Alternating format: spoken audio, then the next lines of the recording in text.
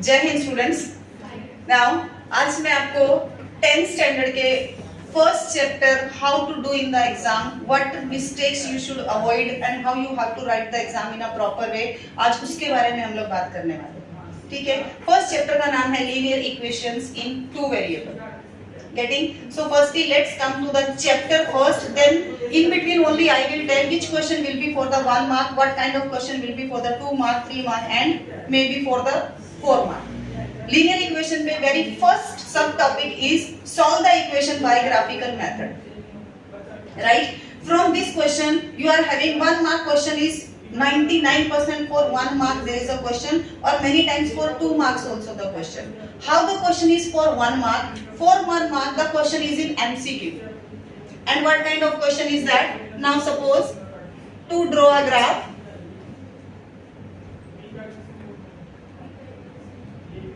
of any particular line. If x equals to 2 then y will be what? This kind of question are for 1 mark and these are for MCQ. Correct? अब इसके बीच में आपको ये भी बताती हूँ कि MCQ का जब आप आंसर लिखते हो ना, now suppose here are some options are given here, like A is having 7, B 5, C 9 and D is 2. ठीक है, अभी आपको पता है अगर आप इसको सॉल्व करोगे तो sum of the two number is 9, x plus y is equals to 9 means what? Sum of two number is 9. If one number is 2 then of course second number will be 7. Correct? So you know that this is the answer, A is the answer. तो आपका answer कैसे होना चाहिए? पहले आप लिखोगे question 1A first. This is question number, this is question का सब क्वेश्चन ए और बी। ए में कभी भी एमसीक्यू आता है और सेकंड में आपके पास 1 मार्क के क्वेश्चंस रहते हैं and this is the question number in A which question number. ठीक है, अब इसका आंसर ए है तो आप सीधा आंसर दोगे। आप ऐसे भी लिख सकते हो और ऐसे भी लिख सकते हो, दिस बोथ विल वर्क। अगर आपने only first question answer is 7, you will not get the mark in this. Okay, you will get the mark if you are writing option as well as the answer, or if you are writing like A in this also you will get the marks. लेकिन ये जो option है ना, ये कभी भी आपका capital letter में लेना चाहिए, स्मॉल लेटर्स में नहीं। मतलब आप ऐसे नहीं लिख सकते 1 का answer A, this will not contain any mark. Clear? तो यहाँ पे दो चीजें क्लियर हैं, लीनियर इक्वेशन में कैसा लिखते हैं, how to attempt the 1 mark question, and same in the board pattern how you have to write down the options. Clear? How to write down the answer of the MCQ, and this pattern you have to follow for like all the MCQs. और एक और चीज, अभी आपने starting में यहाँ पे अब ऑलवेज ना फर्स्ट अटेम्प्ट जो आपका रहता है वो ही आंसर, वो क्या मतलब एक्सेप्ट करते हैं वही वाला आंसर। अगर इसका आंसर पहले आपने लिखा क्वेश्चन 1A, आप फर्स्ट क्वेश्चन कर रहे हो, आपको खुद से लगा कि आंसर मेरा B है, ठीक है, लेकिन थोड़ी देर के बाद या लास्ट में जब आप रीचेक कर रहे हो या आपको किसी आजू बाजू वाले ने बता दिया कि इसका आंसर B नहीं इसका आंसर A है, आप अगर इसको यहाँ पे कैंसिल करके फिर यहाँ पे A लिख देते हो ना, तो भी आपको इसका मार्क्स नहीं मिलेगा, जबकि A is the correct answer, you cut the B. But this thing is only and only for MCQ. बाकी पूरा पेपर आप कहाँ पे सॉल्व करोगे, कैसा सॉल्व करोगे, उससे फर्क नहीं पड़ता है, लेकिन एमसीक्यू में ये अप्लाई होगा। तो आंसर लिखते टाइम जरा सोच समझ के, specially for the MCQ, MCQ ही है जो डिसाइड करता है आपका out of marks, because that are without option. MCQ में कोई ऑप्शन नहीं है, 4 क्वेश्चन है, चारों के 4 आपको अटेम्प्ट करने हैं, एनी हाउ नहीं, एक भी नहीं करते हो तो सीधा 39, फिर कितने भी एक्स्ट्रा सम्स आपने अटेम्प्ट किए रहेंगे, क्योंकि एक्स्ट्रा तो दूसरे क्वेश्चंस में है ना, फर्स्ट में तो एक्स्ट्रा क्वेश्चन है ही नहीं।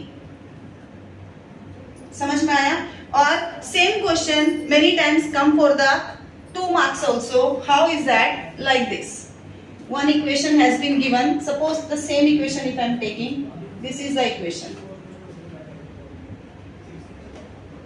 now, and here one more column like this. ठीक है. So here he will give you 0, 9, 2 bracket, here 5 dash. ठीक है. 0 and 9 he is only giving you. Here he is not writing the value. Here also he is not writing the value. Total how many answers you have to fill? Total 4. ठीक है. 4 means 2 marks. And such kind of questions are called as the activity based question. ठीक है. अब इसका जो भी answer आएगा आप यहाँ पे लिखोगे. Of course I think it will be 7. So here 2 and 7. Here what should be 4. So 4 and 5. अगर आप सिर्फ ऐसा लिख रहे हो ना तो भी सोच लो कि आपको मार्क्स नहीं मिलेगा. क्यों नहीं मिलेगा? क्योंकि आपको इसको बॉक्स करना है.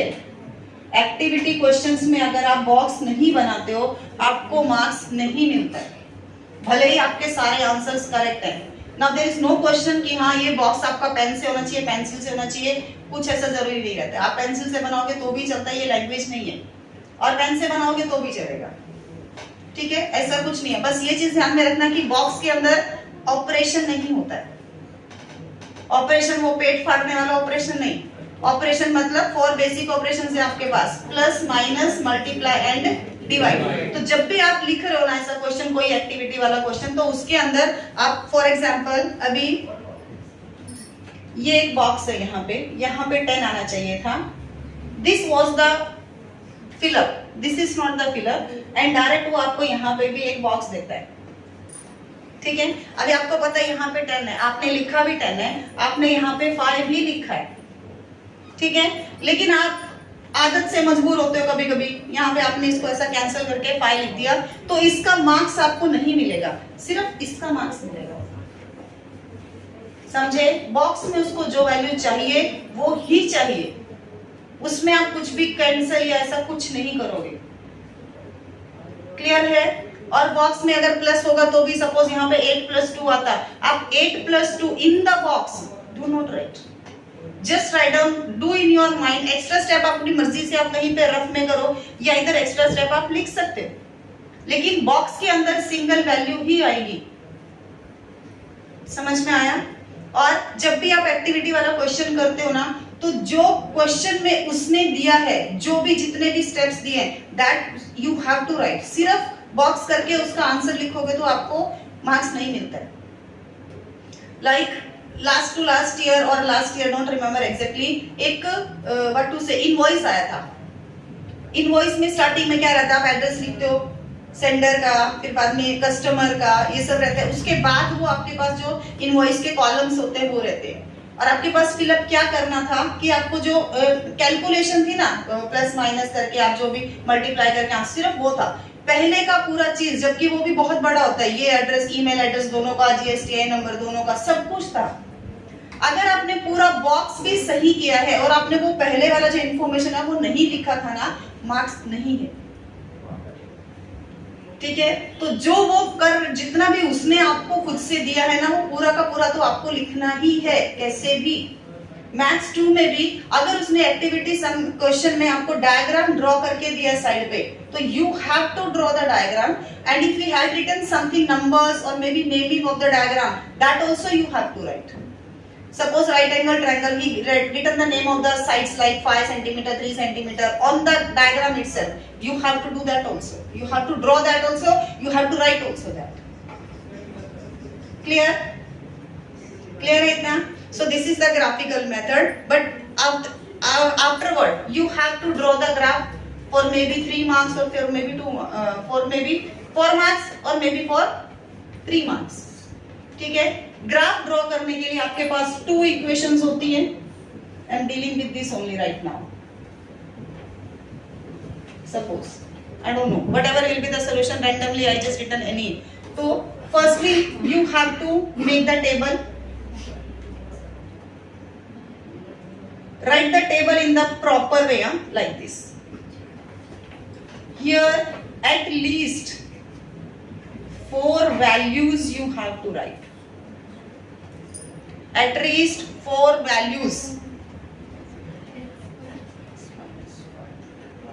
ठीक है. Now just wait. These are the two equations. Now at least 4 values आपको लिखना है. अब इसका रीजन देखो, रीजन क्या है इसके पीछे, लॉजिक क्या है. You have to draw the graph in this manner.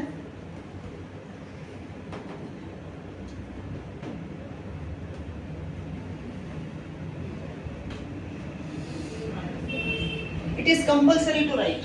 कभी भी लाइंस ड्रॉ करो, जब भी एक्सिस ड्रॉ करते हो सबसे पहले उसके ऊपर एक्सिस लिखो. एक्स एक्सिस, इसको ऐसा मत लिखा करो ऐसे लाइन ड्रॉ किया और यहाँ पे लिख दिया एक्स एक्सिस. ये क्या है? Do not write in this manner. Just write x, x dash, y, y dash. Clear this? Now, when you have to draw the graph, if I am taking any two values, अगर मैंने यहाँ पे कोई भी दो value calculate करी, तो दो वैल्यू अगर आपके पास हैं, तो एक स्ट्रेट लाइन तो आएगी ही आएगी, उसमें कोई चांस ही नहीं कि ना आए. एक पॉइंट यहाँ पे है, एक पॉइंट यहाँ पे है. ऑफ कोर्स टू पॉइंट्स को ज्वाइन करके तो एक लाइन बनती ही है. और अगर आप 3 पॉइंट्स लेते हो, कम से कम अगर आप 3 पॉइंट्स लेते हो, तो उससे क्या होता है ना, आपको एक आइडिया मिलता है कि पॉइंट्स आर करेक्ट और नॉट. करेक्ट और not means what? All the 3 points should be collinear. Then only they will correct.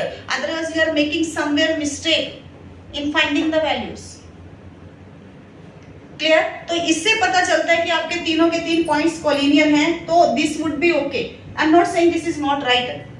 But this is not wrong. I'm not saying this is wrong. I'm just saying it is also right. लेकिन अगर by chance ये 3 point collinear नहीं आते हैं, अगर ये points आपके पास ऐसे आते हैं, like these are the 2 points and third point is this. ये 3 पॉइंट जब आपने ड्रॉ किए तो ये ऐसे आए. आपको कैसे पता चलेगा कि कौन से 2 पॉइंट सही हैं और कौन सा एक पॉइंट रॉन्ग है? समझे? ये हो सकता है ये दोनों पॉइंट सही हैं, हो सकता है ये दोनों सही हैं, या हो सकता है ये दोनों भी सही हैं. आपको पता ही नहीं कौन सा पॉइंट सही है. So just to avoid such kind of situation, just calculate 4 values. तो अगर ये 3 आपने ड्रॉ किया, 4th वैल्यू अगर आपकी यहाँ पे आती है, तो आप क्या समझ जाओगे कि these 3 will be the collinear points, and you can recheck only this point. Again you can check na wherever you had solved the sum. Clear? Then after that, after doing this, आपने एक line यहाँ पे draw करी, ठीक है? एक line suppose यहाँ पे. Here you have to write down the line whose solution is this. ठीक है? Here also you have to write down whose solution is this. Clear? Getting it? ठीक है, ऐसे आपको लिखना है. उसके बाद ये देखिए, this is the solution. This is the solution of these 2 equations. Solution means what? Wherever that 2 lines will intersect with each other, that will be the solution of that 2 particular simultaneous equations. Right? तो यहाँ पे you have to write down. Suppose exactly maybe this is 2 and this is 1. So you have to write down 2 and 1 at front of that. Clear? And then 2 option है आपके पास, दोनों option से आप जा सकते हो. कभी भी जो टेबुलर जो वर्क आपने किया है, ये तो ऑफ कोर्स आप सप्लीमेंट पे ही करोगे, और जो ग्राफ है तो ऑफ कोर्स वो आप ग्राफ पे ही ड्रॉ करोगे. ठीक है? अभी आपके पास 2 ऑप्शंस हैं. Whether you can write down here x equals to 2 and y equals to 1 are the solutions of this 2 equation. Whether you can write here और you can write down wherever you had drawn the table. ठीक है? अब ये question, ये answer भी ना in the 2 ways you can write down. Just remember 9th standard how to write down the coordinates of the point. Coordinates of the point we were writing in this manner, remember? So you can write down like this also. ठीक है? तो x की value क्या है 2, y की value क्या है 1. ऐसा क्वेश्चन अगर आता है तो 3 मार्क के लिए ही, 3 मार्क से कम में ये क्वेश्चन नहीं आता है. 4 के लिए हो सकता है, लेकिन 4 के लिए कुछ ऑप्शन अलग रहती है. 4 मार्क के लिए he will ask you one more thing, anything in the sense just the area of the triangle formed with the x-axis or formed with the y-axis. Right? For example, देखो, now if these are the axes and 2 lines are like this,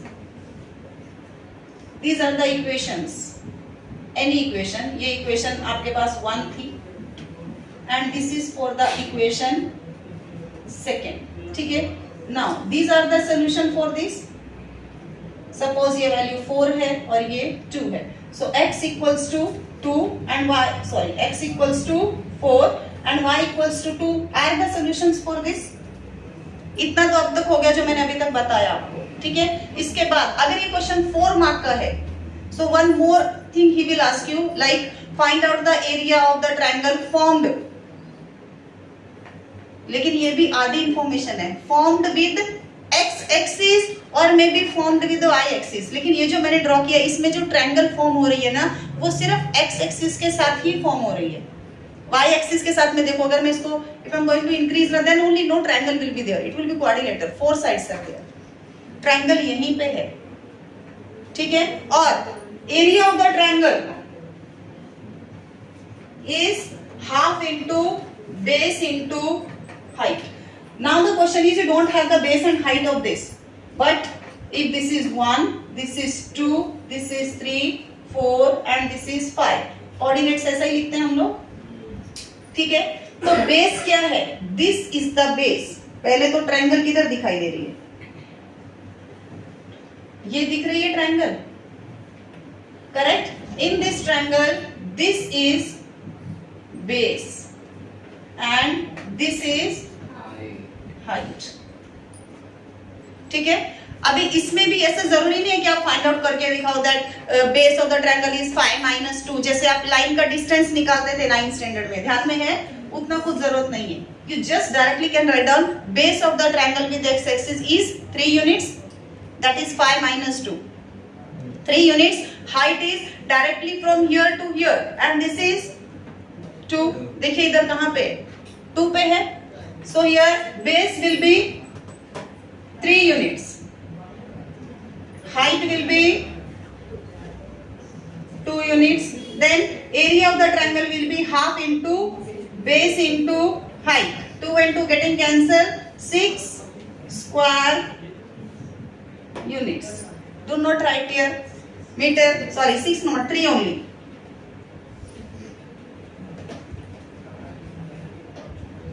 2 and 2 getting cancelled, only 3, so 3 square units will be the area of the triangle.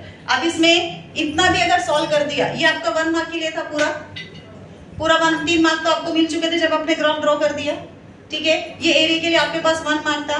इसमें अगर आप ये लिखना भूल जाते हो, ये या गलत लिखते हो, तो इतना लिखने का ना तुमको आधा ही मार्क मिलेगा, आधा मार्क इधर चला जाएगा,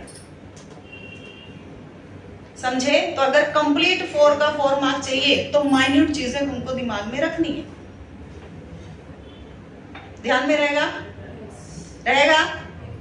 ठीक है। ये था ग्राफिकल मेथड। ग्राफिकल मेथड के बाद आपके हैं solve the simultaneous equations, where 2 equations are given and you just have to solve. No method has been mentioned in the question. आपके पास टोटल 3 मेथड है, graphical method, elimination method and third is Cramer's rule. तो अभी Cramer's rule इसके बाद में, पहले just solve by the elimination method, ठीक है। एलिमिनेशन मेथड में हम क्या करते हैं, कोएफिशिएंट्स को इक्वलाइज करते हैं। अभी उसमें जब 1 मार्क के लिए आपके पास जो क्वेश्चन आ सकता है वो कैसा है, वो क्वेश्चन ऐसे आता है, 2x plus 3y equals to 9 whatever and 3x plus 2y equals to 5 something, 5 not, I'm just taking it 6, ठीक है। and he is asking you find the value of x plus y or find the value of x minus y for 1 mark only. अब इसमें ऐसा नहीं है कि आपको पहले पूरी इक्वेशन सॉल्व करनी है, पहले x की वैल्यू फाइंड आउट करोगे, फिर y की वैल्यू फाइंड आउट करोगे, फिर दोनों को ऐड करके आप आंसर दोगे, नहीं। ऐसे क्वेश्चंस में, और ऐसे मींस व्हाट, ऐसे means whenever coefficients of x and y are interchange with each other. यहाँ पे 2 है, यहाँ पे 3 है, नेक्स्ट इक्वेशन में ये 3y था तो अभी 3x है, यहाँ पे 2x था तो अभी ये 2y है, ठीक है। ऐसे क्वेश्चंस में, और इसमें ना बिगर नंबर्स भी होते हैं, लाइक 99, 101, 101, 99, 78, 53, 53, 78, ऐसे बिगर नंबर्स भी होते हैं, ओके। तो ऐसे क्वेश्चंस को आप सॉल्व करने के लिए भी आ सकता है, दैट इज फॉर 2 और 3 मार्क, और ये आपका 1 मार्क के लिए भी आ सकता है। तो at at present I am just saying for the 1 mark. 1 mark के लिए आप क्या करोगे, अगर उसने आपसे x प्लस y पूछा है,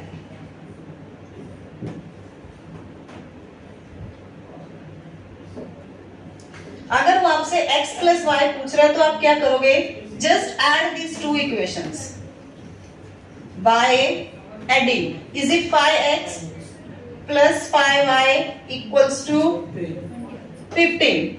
So I should change the number, I think this one 14 I'm going to write here, means some should be, if I'm writing here 5, is it 14? 6, okay sorry 15, okay it was okay, ठीक है। 5x plus 5y equals to 15। अभी क्या करोगे, dividing whole equation by 5 can be done, ठीक है। दोनों तरीके से इजीली कर सकते हो, या तो आप यहाँ पे 5 कॉमन लो, ऐसे लिखो, ठीक है। Then x plus y equals to 15 by 5 and finally x plus y equals to, this also can be done, or you can write down after this, dividing both sides by 5. If you are going to divide by 5, is it x, is it y, is it 3? Both can be done. Clear? ये भी कर सकते हो, ये भी कर सकते हो। Important इसमें आपका क्या देखा जाएगा, this question for 1 mark, first half mark will be here, second half mark will be with the answer, maybe this one or this one. Clear?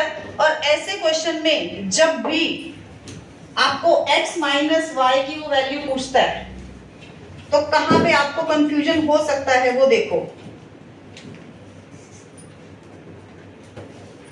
अभी उसने आपसे x माइनस वाई की वैल्यू पूछी, जब भी आप देखो इक्वेशंस को ऐड करते हो ना, तो ऐड करने में आपको साइन का डिफिकल्टी नहीं होता है, कोई भी आप पहले लिखो कोई भी आप बाद में लिखो फर्क नहीं पड़ता है, लेकिन माइनस लिखते टाइम हमको सोचना पड़ता है। अगर यहाँ पे देखो मैंने जब ये इक्वेशन सॉल्व करना है तो आप दो करोगे, पहले by adding and afterward by subtracting. अभी अगर मैं बाय सब्ट्रैक्टिंग यहाँ पे करूं तो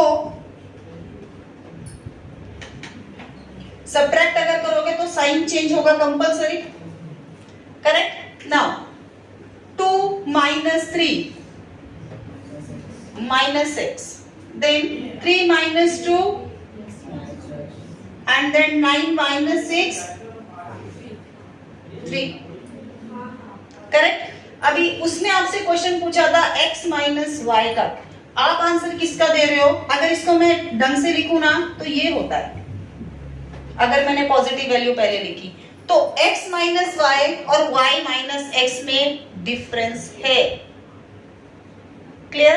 अभी यहां पे आप दो ऑप्शन है आपके पास, अगर तो आपको ये माइनस साइन से जब आप कुछ भी करते हो ना, अगर आपको वो कॉन्सेप्ट क्लियर है तो आप क्या करोगे इसमें आगे, you can dividing by sorry multiplying by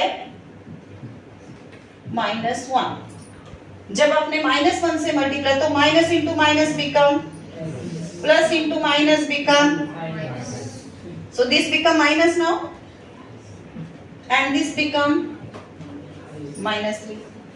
अगर आपको ये चीज क्लियर है, ये वाली चीज क्लियर है तो ही ऐसे करो, नहीं तो ऐसे मत करो। और अगर ऐसा नहीं करोगे तो फिर क्या करोगे, फिर आपको क्या करना है, ध्यान में रखना कि सब्ट्रैक्ट तो आपको करना ही पड़ेगा, उसके अलावा आपके पास ऑप्शन नहीं है, बाय सब्ट्रैक्टिंग आपको करना ही पड़ेगा। फिर आप ये देखो कि x का जो कोएफिशिएंट्स बिगर है ना, that equation you have to write upwards and second whatever equation is remaining that you have to write down downwards. Getting means I will write down this equation first, 3x plus 2y equals to 6, 2x plus 3y equals to 9. Now if I am doing by subtracting, I have to change the sign, right? 3 minus 2 1 means x only, 2 minus 3 it become, and 6 minus 9 become, तो अगर वो -1 से divide करना या multiply करना अगर वो avoid करना है तो ये चीज ध्यान में रखो, x coefficient whichever is bigger that equation you have to write down upward and second equation is remaining that you have to write down downward. Only in which case? Only in the subtractions case, not in the addition case. Addition में आप कैसे भी करो addition का answer वही आएगा क्योंकि आप ऐड कर रहे हो, साइन चेंज होगा ही नहीं। याद रहेगा? ठीक है। देन साइमल्टेनियस इक्वेशंस को करने के लिए, और अगर आपके पास किसी भी इक्वेशन में जो कोएफिशिएंट्स है ना अगर वो फ्रैक्शन में हो, फ्रैक्शन में अगर हो means what, suppose 5/2x + 3y = 9, ये एक ही इक्वेशन में है, सेकंड इक्वेशन उसने आपके पास ठीक ठाक दी है, means in the standard form it has been given. अभी अगर ये फ्रैक्शन में है, firstly you have to remove this denominator. Clear? अभी ये इक्वेशन में और ये इक्वेशन में फर्क है, दोनों का अलग अलग आंसर आएगा। Getting it? अभी अगर ये 2 it is in the whole means of the binomial, if this 2 is upon the binomial, in that case these 2 can be shifted that side as the cross multiplication. Getting? ये type पे answer क्या आना चाहिए आपका, 5x + 3y = 18। फिर ये सही है, लेकिन इस केस में आप ऐसा नहीं कर सकते because this 2 is only with the 5x not with the 3y. Getting? ऐसी इक्वेशंस में आप क्या करते हो, multiplying both sides, whatever is the denominator you have to remove. In this case it is 2, so multiply both sides by 2. Here 2 × 5/2x plus 2 × 3y = 2 × 9. Many times क्या होता है ना, आप ये लाइन लिखते नहीं हो, ये वाला आप डायरेक्ट सॉल्व कर देते हो, मतलब मुझे पता है कि अगर मैं 2 से डिवाइड तो ये और ये कैंसिल हो जाएगा, लेकिन ऐसे में ना बहुत बार गलती होने के चांसेस हैं। ठीक है? So your work is what, you have to write down each and every step because we don't want to lose any, even the single mark, even the half mark we don't want to lose. Examiner के दिमाग में क्या है आपको नहीं पता, आपको अपना काम करना है, आपको पूरे स्टेप्स लिखने हैं। देखो अगर आपने एक भी स्टेप नहीं लिखा तो आपके मार्क्स डैम श्योर कैंसिल, मतलब कट हो ही जाएंगे, लेकिन अगर आपने एक्स्ट्रा स्टेप लिखा तो मार्क्स थोड़ी कट होंगे, उसका क्या होगा, एक्स्ट्रा मार्क मिलेगा नहीं, लेकिन कट तो नहीं होगा ना। समझे? तो जो 40 की रेंज में चल रहे हैं ना, वो ये चीजों को बहुत दिमाग में रखो, बहुत ज्यादा दिमाग में रखो। अब देखिए this 2 and 2 getting cancel, right? So it become 5x + 6y = अब देखिए ये इक्वेशन में और ये इक्वेशन में यहां पे डिफरेंस है, और अगर आपका इक्वेशन ही स्टार्टिंग में रॉन्ग तो क्वेश्चन सही होने को तो सवाल ही नहीं उठता है। समझ में आया? तो अगर आपका एक इक्वेशन रॉन्ग है, दूसरी एक सिंगल इक्वेशन लेके आप कितना सॉल्व होगा ही नहीं, वो सॉल्व होगा भी तो आपका आंसर होगा वो सही नहीं होगा, that will B logically incorrect. Clear है? कोई डाउट इसमें? नहीं? so these are the simultaneous method. Now the question is about the Cramer's rule. देखा जाए तो सबसे इजी मेथड, और देखा जाए तो अगर गलती करोगे तो डिफिकल्ट भी है, गलती भी इसमें ही होती है। एक प्लस माइनस का साइन या आपका क्रॉस मल्टीप्लाई करने का तरीका कैन चेंज योर मार्क्स। ठीक है? अभी क्रैमर्स रूल में for 1 mark what kind of question, dx given, dy given, d also given. ठीक है? प्लस माइनस में हो सकता है, कैसे भी हो सकता है। तो x क्या होता है, x is dx upon d. What about y? dy upon d. अब देखिए ये 3 वैल्यूज देता है वो आपको, और वो आपसे सिर्फ x की या सिर्फ y की, दोनों में से एक ही आंसर आपसे पूछता है, वो फॉर 1 मार्क। तो उसमें आपका हाफ मार्क होता है इसके लिए। ठीक है, और हाफ मार्क वैल्यू पुट करने के बाद आंसर के लिए। हर एक क्वेश्चन में make your habit like anything, तुम पागल ही हो जाओ, तुम दिमाग में अपने बिठा लो कि हर एक क्वेश्चन में फॉर्मूला तो तुमको लिखना ही लिखना है। फॉर्मूला तो हमेशा हर एक तुम्हारे जितने भी सम्स आप करो ना, हर एक सम में half mark is reserved for the formula, जबकि फॉर्मूला लिखने को तुम्हारी मींस हाफ लाइन भी नहीं लेता फॉर्मूला लिखने के लिए, और बाकी तुमने 4 लाइन का अगर 4 स्टेप्स में भी क्वेश्चन किया तो भी फॉर्मूले की वजह से तुम्हारा हाफ मार्क जा सकता है, और फॉर्मूले की वजह से हाफ मार्क तुमको मिल भी सकता है। गेटिंग? तो यहाँ पे अगर वो आपसे सिर्फ x की वैल्यू पूछ रहा है तो ये चीज करने की आपको जरूरत नहीं है। Don't go for this. नहीं बोला ना, और जो नहीं बोला तो नहीं करो, जितना बोला उतना ही करो, right? Now just put the value dx is 5 and d is -5, so the answer will be -1. Keep in mind plus and minus sign. Minus इधर रहे या इधर रहे, माइनस उधर आएगा ही आएगा।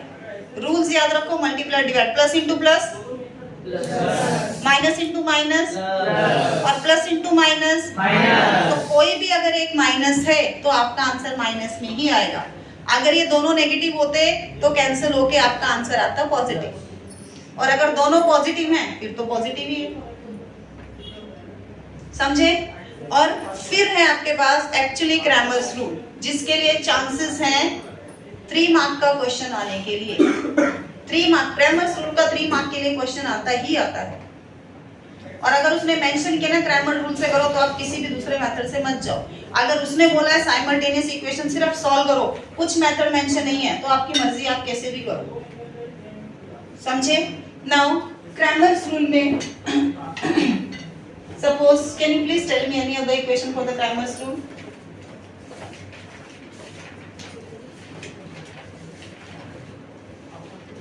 Three x minus 4y 3x minus 4y is equal to 10. 10. This is your first equation. Then 4x plus 3y is equal to 5. second equation. ठीक है, these are the 2 equation. अभी यहाँ पे अगर ये 3 मार्क के लिए क्वेश्चन है ना, तो यहाँ पे 6 जगह पे आपको हाफ हाफ हाफ हाफ ऐसा मार्क्स मिलेगा।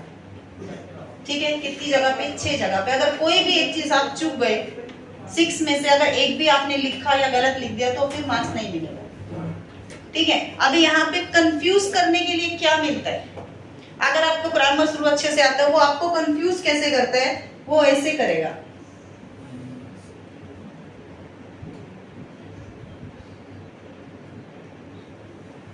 समझो उसने इक्वेशन दिया था, it was 3y minus 5 equal to 0. Now this second equation is not the standard form of linear equation. ठीक है, क्योंकि क्रैमर रूल से सॉल्व करने के लिए आपका सबसे पहला स्टेप क्या होता है? सबसे पहला step writing the values of a1 a2 b1 b2 c1 c2। पहला स्टेप आपका यही है। ठीक है, अगर इसमें से एक की भी वैल्यू रॉन्ग हुई, एक की भी, तो आप समझो C2 की वैल्यू, अभी यहाँ पे अगर देखा जाए तो C2 की वैल्यू की ही बात कर रही थी मैं। सी A1 is 3, B1 is -4 and this is 10. Here it is 4, 3. अगर आपने ये -5 लिखा तो ये वैल्यू आपकी रॉन्ग है, और अगर ये वैल्यू रॉन्ग है तो आप सिर्फ D की वैल्यू फाइंड आउट कर सकते हो correctly. dx will be wrong because you need c1 c2 in the dx also as well as in the dy also. तो वो दोनों वैल्यू रॉन्ग हो गई, और अगर वो दोनों वैल्यू रॉन्ग तो x और y की वैल्यू भी रॉन्ग, तो आपको मार्क्स, और इसका भी हाफ मार्क आपको नहीं मिलेगा। तो आपको 3 मार्क के क्वेश्चन में सिर्फ और सिर्फ हाफ मार्क मिलेगा, that is only for the D. समझ में आया? तो कभी भी इक्वेशंस को ऐसा आप देखो, are they in the standard form, and if they are not, just write down in the standard form. Clear? So standard form में, ठीक है, यहाँ पे मैंने 0 लिखा था, this is the standard form equals to 5, तो यहाँ पे आएगा प्लस। ठीक है, now you have to write down the value, you have to find out the value of D first.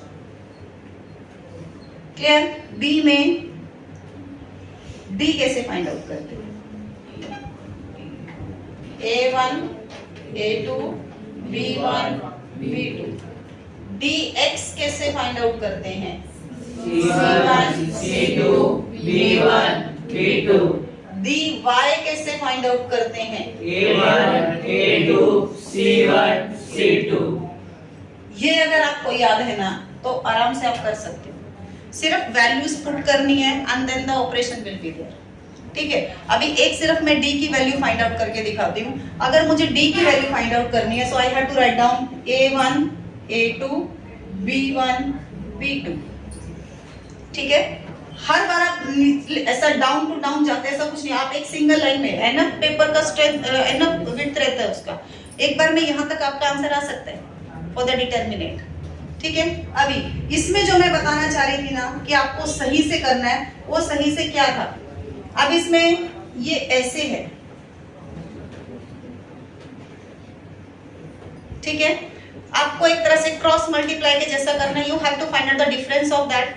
तो आपको स्टार्टिंग यहां से करना है, फिर आप क्या लिखोगे? 3 इंटू 3 माइनस 4 इंटू, ये देखिए, पहले आप इसको मल्टीप्लाई करोगे, this minus sign as per the rule, and this minus sign because this minus exist in the value. Clear? अगर यहाँ पे -4 नहीं होगा तो आप वहां पे +4 ही लिखोगे। फिर आप ये ब्रैकेट लगाओ या ना लगाओ, खास फर्क नहीं पड़ेगा। समझे? It become 9 now. Minus into minus 16 is it 25। ठीक है, अभी इन केस अगर आप उल्टा कर देते हो, उल्टा इन द सेंस आप इसको पहले फाइंड आउट करते हो, तो 4 इंटू -4 आप पहले लिखोगे और -3 इंटू 3 लिखोगे, तो आपका आंसर आएगा -16 -9 -25। देखिए, जब आप, ये गलत है मेथड, ये गलत है। आपको पहले इसको ही मल्टी, आप देखो ना, जब आपको वैल्यूज लिखनी है तो पहले आप कौन सा नंबर लिखोगे? आप पहले यही लिखोगे ना कि पहले 4 लिखे फिर उसके उधर 3 लिखोगे। नहीं लिखोगे तो जहां से आप स्टार्ट करो वहीं से स्टार्ट करो मल्टीप्लाई करना। आपकी ऐसे और ऐसे वैल्यू सेम आएगी, सिर्फ साइन का डिफरेंस आएगा। And you are dealing with maths 1 where science are most important. Science का ही खेल है पूरा मैथ्स 1 में, मैथ्स 2 नहीं है। मैथ्स 2 में एक बार साइंस का उतना टेंशन नहीं होता एक्सेप्ट कोई 2-3 जगह पे, अदरवाइज आपके सब वैल्यूज आपकी पॉजिटिव पॉजिटिव ही होती है। क्लियर है इतना? तो आप ऐसे करोगे, ऐसे नहीं करोगे, रहेगा ध्यान में। और मोस्ट इंपॉर्टेंट एक और चीज, अगर आपका इक्वेशन ये था,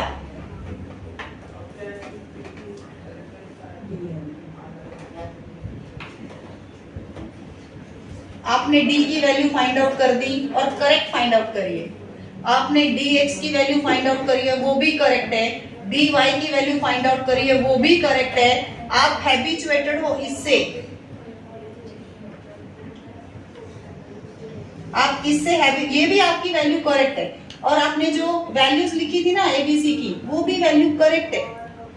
तो 1 2 3 4 5 6 मतलब पूरा 3 मार्क मिलना चाहिए। 6 चीजें अज्यूम करेगा, 6 चीजें आपको फाइंड आउट करनी थी और 6 की 6 चीजें आपने अच्छे से लिखी हैं, फिर भी आपको सिर्फ 2 ही मार्क, सिर्फ 1 मार्क मिलेगा। कहां तक आपको मार्क्स मिलेगा? सिर्फ और सिर्फ यहां तक। हाफ मार्क ये और हाफ मार्क ये मार्क्स आपको नहीं मिलेंगे क्योंकि उसने आपको इक्वेशन दिया था m और n में। आप वैल्यू फाइंड आउट कर रहे हो x और y का। किसने पूछा x और y? किसी ने भी नहीं। क्लियर? अगर वो इक्वेशन आपको p और q में देता है तो आप लिखोगे dp और dq, राइट? अगर इक्वेशन आपको a और b में देता है तो आप लिखोगे determinant of a, determinant of b, DA और DB।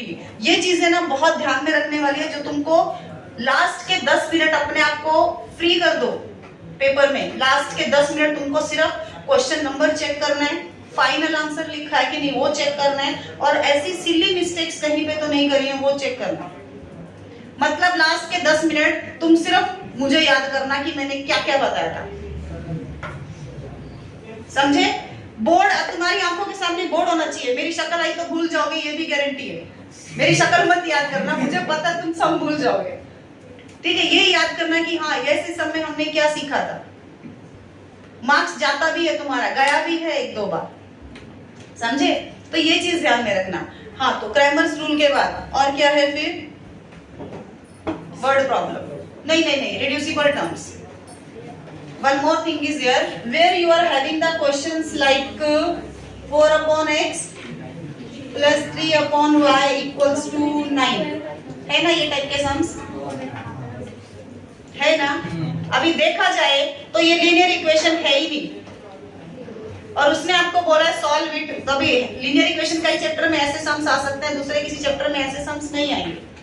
क्लियर? और ये लीनियर इक्वेशन नहीं है, और आपके पास जो मेथड है ना सॉल्व करने का, वो आपको लीनियर इक्वेशन सॉल्व करने के तरीके हैं आपके पास। क्लियर? तो ऐसी इक्वेशंस को firstly we have to convert that in the linear equation and then we have to solve, and after finding the value of that particular then we have to put the values here and write down the answer. Okay, अभी देखिए, अगर ये 4 upon x लिखा है तो इसको ऐसे भी लिख सकते हैं, एक ही बात है ना, 4 into 1, 4 को 4 into 1 और 4 दोनों का वैल्यू सेम है। अभी ये चीज we are going to assume as any of the variable. ठीक है, नाउ लेट लिखो, अज्यूम लिखो, सब्स्टिट्यूट लिखो। Now let 1 upon x equals to a and 1 upon y equals to b। अब देखिए, अगर मैंने 1 upon x को a लिया है तो इसकी जगह पे मैं लिखूंगी a, और ये 4 तो है ही यहाँ पे, तो 4 upon x क्या हो जाएगा? 4a। So in the equation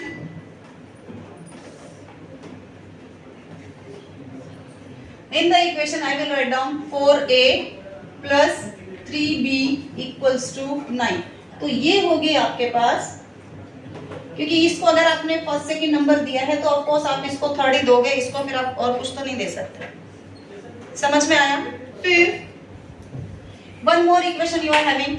फिर आपके पास मेथड्स हैं, कौन से मेथड से आप सॉल्व कर रहे हो वो भी आपके ऊपर है, आप क्रैमर से कर रहे हो या सब्स्टिट्यूशन मेथड से कर रहे हो या एलिमिनेशन मेथड से कर रहे हो। सब्स्टिट्यूशन नहीं है, सॉरी, सब्स्टिट्यूशन आपके पास नहीं है, एलिमिनेशन या क्रैमर्स रूल। ग्राफिकल मेथड से तो जब तक मेंशन ना किया जाए ना, उधर तो तुमको देखना ही नहीं है। ठीक है, इवन इसको कर सकते हो आप, लेकिन नहीं करना है आपको। आप दोनों मेथड में से कोई एक चूज करो, या एलिमिनेशन मेथड या तो फिर क्रैमर्स रूल। ठीक है, अभी जब आपने इसको सॉल्व किया तो आपके पास वैल्यू आएगी सपोज ऐसे, a की वैल्यू आपके पास आई 1/5 मे बी, और b you are having age 1/2। ठीक है, ऐसा क्वेश्चन जब आता है तो चांसेस है कि वो 4 मार्क के लिए आएगा। ऐसे क्वेश्चन का चांसेस है दैट विल बी 4 मार्क्स। अभी ये आपने फाइंड आउट किया, अभी ये तो आपका फाइनल आंसर नहीं हो सकता। क्यों नहीं हो सकता? क्योंकि क्वेश्चन तो आपका एक्स वाई में था, तो आप ये वैल्यूज कैसे दोगे? ठीक है, अभी यहाँ पे जो आपका हाफ मार्क है दैट इज इन रीसब्स्टिट्यूट। ये वर्ड और here a will be first and 1 upon x will be afterwards। यहाँ पे क्या था? 1 upon x equals to a, जो आपने अज्यूम किया था। अभी आप रीसब्स्टिट्यूट कर रहे हो, आपके पास क्या है? आपके पास a है। ठीक है, तो जो आपके पास है आप उसको रीसब्स्टिट्यूट कर रहे हो, अभी जो पहले से आपके पास क्वेश्चन था, और यहाँ पे आपके पास क्या था? आपके पास 1 upon x था। आपके पास जो रहेगा आप उसको ही अज्यूम कर सकते हो ना, जो आपके पास है ही नहीं उसको कैसे अज्यूम करोगे? करेक्ट। तो यहाँ पे 1 upon x equals to a लिखोगे, और यहाँ पे आपको लिखना है a is equals to 1 upon x। Getting it? तो यहाँ पे आएगा फिर 1 upon 5 equals to 1 upon x। अब क्रॉस मल्टीप्लाई करो, या दोनों का न्यूमरेटर सेम है, तो what will be the value of x? That will be 5। Clear? ऐसे ही y का भी। अभी इसके बाद I think you are having word problems. Word problems में formation of the equations are most important, क्योंकि वर्ड प्रॉब्लम अगर आपने इक्वेशन ही फॉर्म नहीं करा तो क्वेश्चन सॉल्व करने का तो सवाल ही नहीं उठता। क्लियर? अभी मेनी टाइम्स ना देयर इज अ कंफ्यूजन कि ये जो पर्टिकुलर सम है ये क्वाड्रेटिक से सॉल्व होगा या लीनियर से सॉल्व होगा, ठीक है। 90% 10% मेनी सम्स आर देयर जो आप दोनों तरीके से सॉल्व कर सकते हो, लीनियर से भी कर सकते हो और क्वाड्रेटिक से भी कर सकते हो, लेकिन फिर भी आपका सोचने का तरीका क्या रहना चाहिए, अगर क्वेश्चन में only single condition has been given, single condition, देखिए सिंगल इक्वेशन से क्या आप लीनियर इक्वेशन सॉल्व कर सकते हो? नहीं, तो आप लीनियर इक्वेशन से नहीं जा सकते। समझ में आया? या उसने कुछ आपको स्क्वायर रूट ऐसा करके अगर कुछ वैल्यू दी है, like square of his age and sum of the squares of these two numbers, so sum of the square मतलब आपको x square plus y square लिखना पड़ेगा, which is not a linear equation. How can you go then? समझे? तो जहां पे squares वगैरह ऐसा कुछ है तो पहले थोड़ा उसको सोचो कि स्क्वायर्स है तो स्क्वायर मतलब क्वाड्रेटिक, लीनियर मतलब where degree is 1. Getting this? तो and in the linear equation every time ना two conditions are given. दो कंडीशन होगा, दो कंडीशन से ही दो इक्वेशन बनेगा। If you are having two condition then only you can make the two equation ना। तो कभी भी क्वेश्चन पढ़ोगे ना तो उसको जरा ध्यान से थोड़ा सा कंसंट्रेटेड माइंड से पढ़ो कि इसमें क्या एक कंडीशन दी है या दो कंडीशन दी है। अगर दो कंडीशन दी है तो आप समझ जाओ कि ये तो लीनियर से ही हमको करना है, और अगर उसमें कुछ स्क्वायर्स वाला ऐसा कुछ दिखाई दे या स्क्वायर रूट वाला कुछ दिखाई दे तो समझ जाओ कि मुझे क्वाड्रेटिक से जाना है। समझे? और रही बात फॉर्मेशन ऑफ द इक्वेशन की, फॉर्मेशन ऑफ द इक्वेशंस की, तो वो तो प्रैक्टिस ही रहती है जनरली। बस एक ही चीज है कि आपको दोनों चीजों को बैलेंस करना रहता है, ये इससे ज्यादा है ये इससे कम है, तो वो चीज आपको ध्यान में रखनी है, ठीक है। अभी सपोज एक एग्जांपल अगर मैं दूं, कोई भी एल्डर है या कोई भी यंगर है, तो यंगर मतलब छोटा, तो उसकी एज कम होगी, और एल्डर मींस बड़ा, एज में बड़ा, तो उसकी वो ज्यादा होगी, ठीक है। अभी अगर यहाँ पे है कि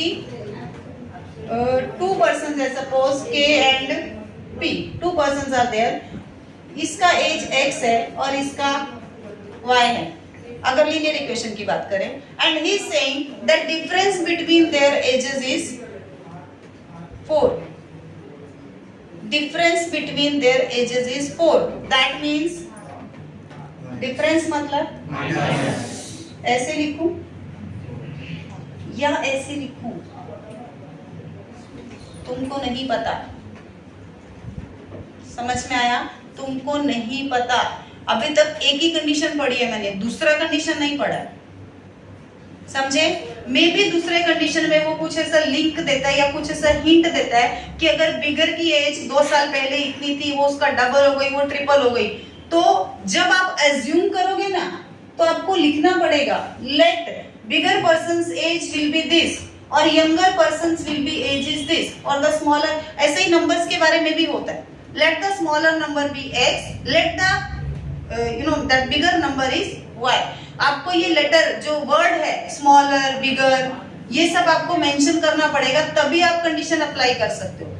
अगर आपको पता ही नहीं कौन सा नंबर बिगर है तो मैं माइनस नहीं कर सकती, अगर स्मॉलर में से बिगर माइनस किया तो मेरा आंसर नेगेटिव में आना चाहिए था। अब ये दोनों इक्वेशन सेम थोड़ी है, ये दोनों की दो सेम नहीं हो सकती, या तो ये बिगर है या तो ये बिगर है, कोई भी एक तो बिगर है ना, तो एक ही इक्वेशन सही है इसमें से। तो ऐसे सम्स में तुमको भी देखना पड़ेगा कि क्वेश्चन में उसने क्या दिया है, किसको हम लोग बिगर अज्यूम कर सकते हैं, ठीक है।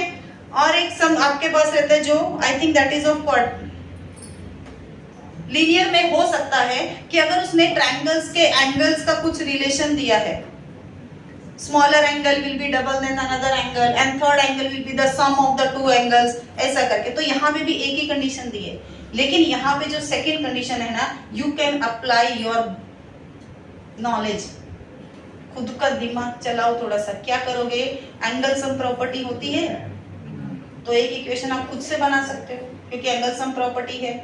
Same in the parallelogram, means which properties you are already having, such kind of properties you can use na, like adjacent angles are supplementary, opposite angles are congruent, that depend on what kind of figure you are having, right? तो square की properties हैं, rectangle की properties हैं, parallelogram की हैं, आपके पास rhombus की हैं, ये सब प्रॉपर्टीज हैं। ये सब की सब प्रॉपर्टीज याद रखनी पड़ेंगी। एंगल सम प्रॉपर्टी भी ध्यान में रखना है। मैथ्स 1 का पेपर है तो सिर्फ मैथ्स 1 ही होगा, सिर्फ प्लस माइनस के साथ में डील करोगे, ऐसा कुछ नहीं है। मैथ्स 2 की नॉलेज भी वहां पे अप्लाई करनी पड़ती है। समझ में आया? और तुमको कुछ डाउट है तो क्लियर करो। किसी को कोई डाउट बोलो। नहीं है जो पेपर में क्वेश्चन नंबर 4 हार्ट्स जो रहता है 4 मार्क का सब, वो सब टेक्स्ट बुक से ही आएगा, प्रॉब्लम सेट ऑफ प्रैक्टिस के मॉडरेटर ने भी बोला था। Actually they are textual only, textual में ही रहते हैं। अगर अलग भी रहा ना तो वो सिर्फ नंबर ही चेंज करते हैं, ज्यादा कुछ बहुत ज्यादा चेंज नहीं करते हैं, ठीक है। लेकिन फिर भी बहुत सारे एक्सेप्शनल केसेस हैं, जैसे अभी आपके पास एक सम आया था, अभी तुम्हारे प्रीलिम में n प्लस n करके एक सम आया था, वो टाइप के सम, वो सम आपको कहीं ना कहीं मिल ही जाएगा। ऐसा नहीं कि वो सम कहीं मंगल ग्रह से आता, ऐसा नहीं है, इधर ही से, या तो तुम्हारी टेक्स्ट बुक में कहीं पे तो रहेगा। अभी मैथ्स 2 का अगर आप बात करो तो एक क्वेश्चन था, देखो, वो eliminate the theta, remember that is example. वो टाइप का सम आपके पास टेक्स्ट बुक प्रैक्टिस सेट में नहीं है, and I think according to me problem set में भी नहीं है, सिर्फ एग्जांपल, और एग्जांपल भी एक ही है, फिर भी वो सम 3 मार्क के लिए आया था। तो टेक्स्ट बुक ही है, सिर्फ प्रैक्टिस सेट नहीं, सिर्फ प्रॉब्लम सेट नहीं, that can be solved examples also.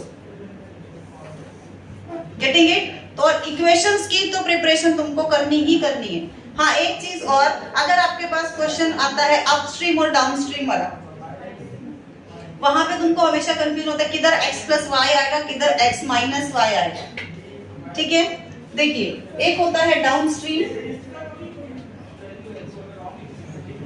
और एक होता है अपस्ट्रीम। अभी आप यहाँ पे स्पीड ऑफ द बोट और the speed of the water, यही दो चीजें होती हैं, speed of the water current and speed of the boat. अभी समझो आपने बोट का जो स्पीड है वो x लिया है और वाटर करंट का जो स्पीड है वो y लिया है। देखिए, वाटर कभी भी ऐसे रहता है, वेव्स, पानी की वेव्स कभी भी ऐसे ही रहती हैं, एग्जैक्टली इसी शेप में नहीं रहती हैं, लेकिन यही उसका तरीका रहता है, ठीक है। अभी यहां से जब आप इधर आ रहे हो, ये पानी भी इधर आता है, ऐसे पानी का भी फ्लो ये साइड पे ही है। अगर आप यहाँ पे कुछ भी नहीं कर रहे हो, सिर्फ ऐसे ही हो, without applying any of the speed of the boat, तभी भी आप नीचे आ ही जाओगे, आओगे ना। लेकिन अगर आपने थोड़ा और स्पीड बढ़ा दिया तो आप शायद आपकी स्पीड और वाटर की स्पीड दोनों बढ़ जाएंगी। तो यहाँ पे जो स्पीड होगी ना वो x प्लस वाई होगी, और ये कौन सा स्ट्रीम है? तो यहाँ पे आप जो लिखोगे ना वो x प्लस वाई होगा, ठीक है। सॉरी, मैंने डाउन स्ट्रीम में लिख दिया।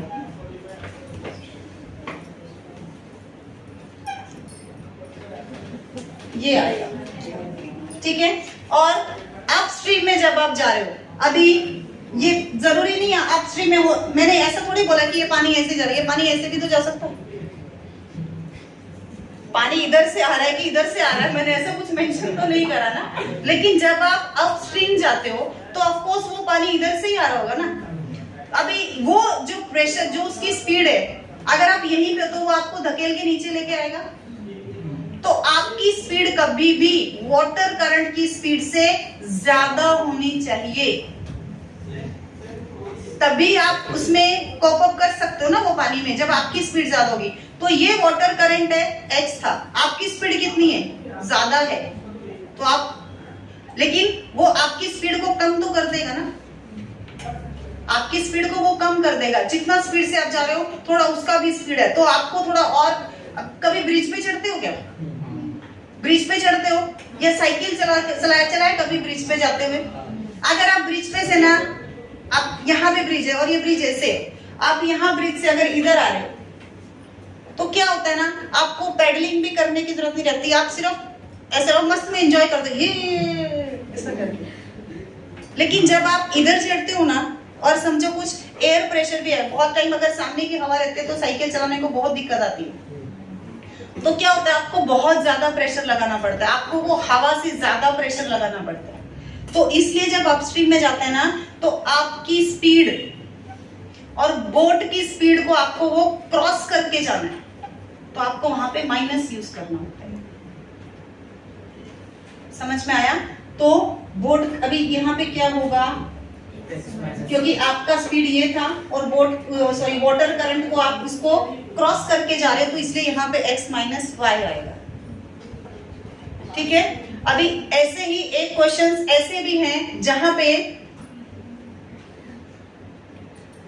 पे ना आपको वो स्पीड ऑलरेडी देता है, शायद 12 करके कुछ तो है, एक सम है, आप देख लेना तुम्हारी टेक्स्ट बुक में, जहां पे speed of the water current is 12 और may be your speed is 12, ऐसा करके कुछ है। तो आप ये देख लेना कि वहां पे आपको x माइनस 12 यूज होगा या 12 माइनस x यूज होगा, ये दोनों में डिफरेंस है। ठीक है, तो कभी भी जिसमें से आप माइनस करोगे that should be the speed of boat. Clear? उसमें से वाटर करंट का स्पीड आप माइनस कर सकते हो।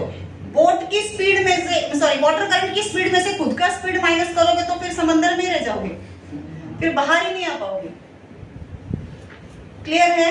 तो ऐसे आपको इक्वेशंस फॉर्म करनी है और फिर वो क्वेश्चन सॉल्व करना है। Is it clear? Any other doubt? नहीं? ठीक है, तो नेक्स्ट लेक्चर में we will do with the quadratic equation. Okay, next lecture how to write down and the revision for the quadratic equation. Okay, Jai Shri Ram. जय